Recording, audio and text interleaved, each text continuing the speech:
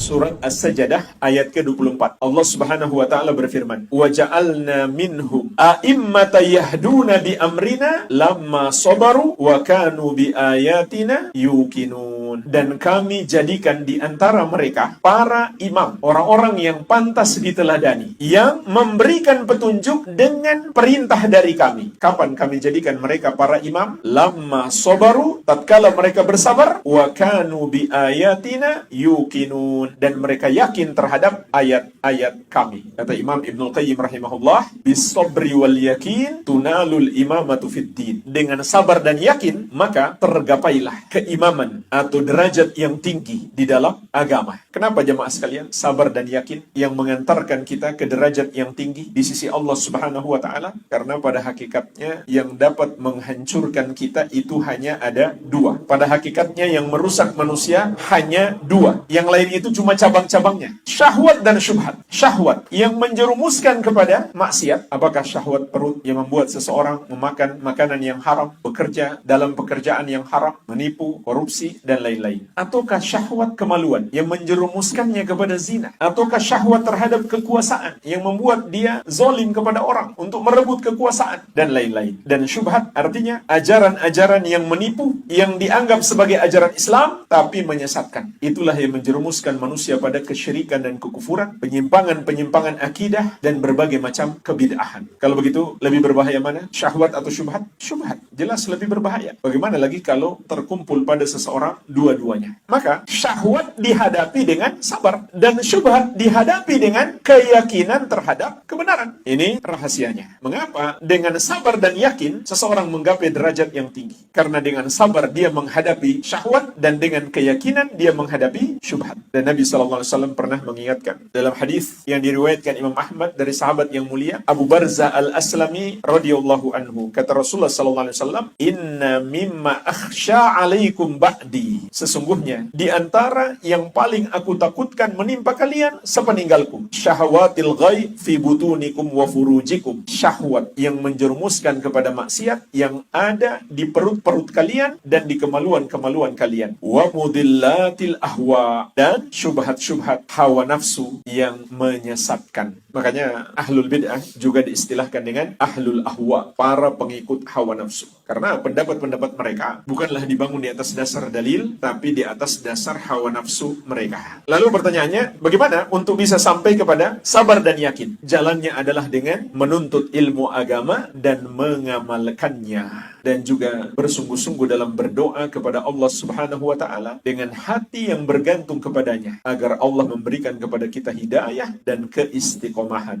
Al-Amwa menemani ibadahmu juga hijrahmu.